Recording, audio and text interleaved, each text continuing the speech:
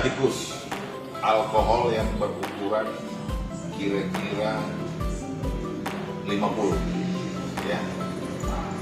Karena antiseptik di toko sudah tidak tersedia, makanya diakalin untuk bagian dari pencuci tangan, sanitizer. Terus bagaimana caranya? Ini alkohol, kita tambahkan jodium. Ini jodium, antiseptik kita tambahkan.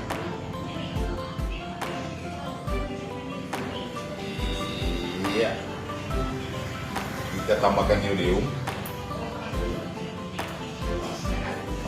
Setelah kita tambahkan, kita tutup rapat. Ini botol aqua, kita bikin lubang sedikit ya. Baru kita tutup. Kemudian kita goyang sedikit. Ini tercampur ya.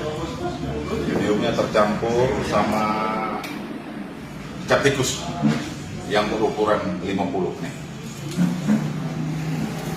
Jadi tidak usah sibuk-sibuk mencari di toko. Kalau toko habis, semua pada habis semua.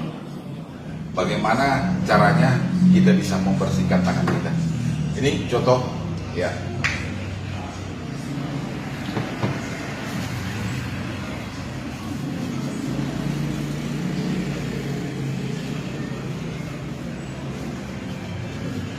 Ya, selesai.